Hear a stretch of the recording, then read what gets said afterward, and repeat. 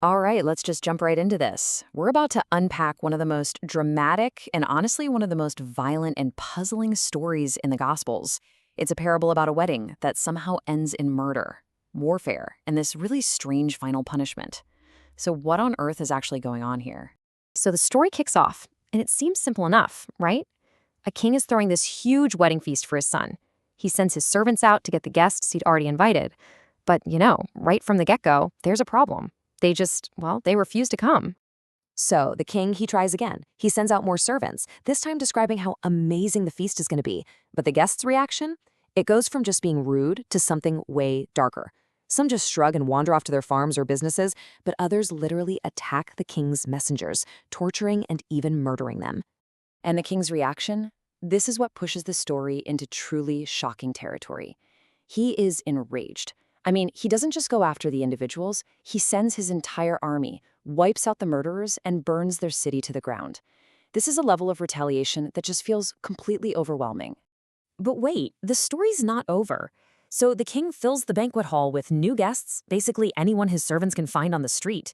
But then when he walks in, he spots one guy who isn't wearing the proper wedding clothes, and for this one seemingly minor thing, the man is bound hand and foot and thrown into the outer darkness.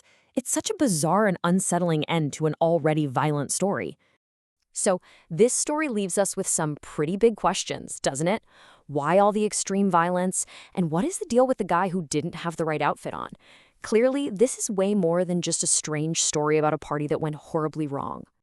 And this really gets to the core puzzle. You've got rebellion, this incredibly brutal judgment, and then this final weird punishment. To get it, we can't just read it at face value. We have to look a little deeper.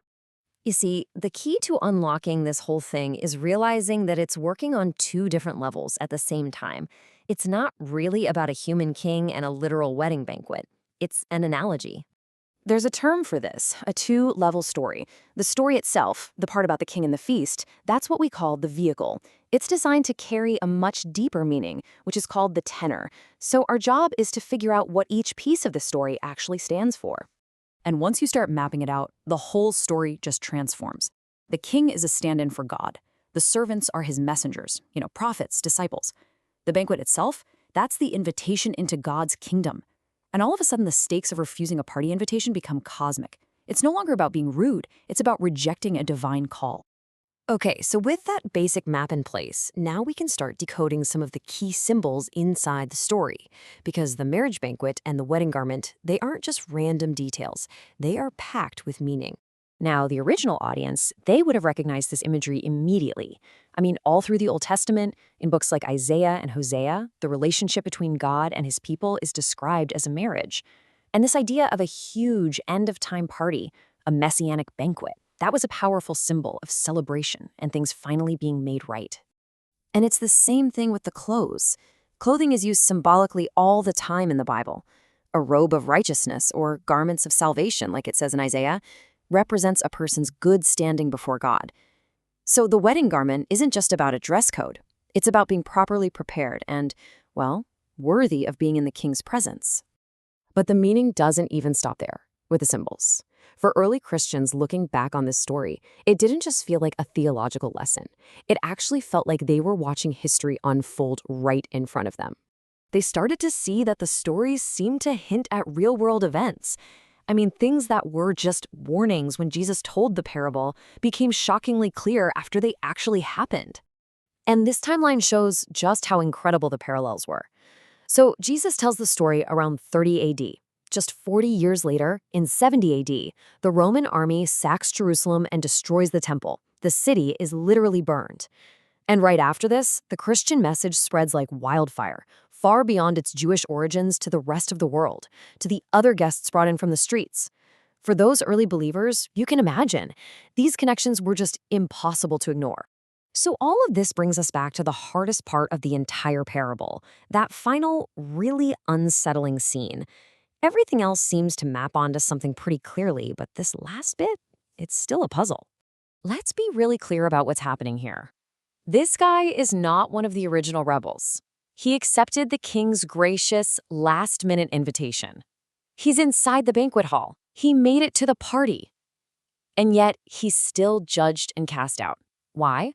Well, it all comes down to that wedding garment.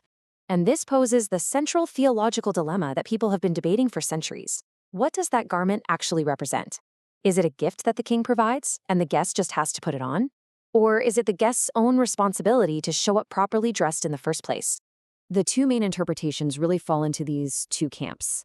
So, on one side, you have the idea that the garment is a symbol of God's grace. It's the righteousness He gives us that we could never earn. In this view, the guest gets thrown out because he refused the king's generous gift. But on the other hand, some argue the garment represents our response, our good actions, our transformed lifestyle. And from that perspective, the guest is thrown out because his life didn't actually match his claim of accepting the invitation. And here is the final, crucial point. The parable doesn't give us the answer. It seems to intentionally leave us hanging, caught right in that timeless tension between God's grace and our human responsibility. It forces us to ask ourselves, is it enough to just say yes to the invitation, or does true acceptance demand a real change in who we are and how we live? And that's the unsettling but powerful question this violent, puzzling story leaves with us today.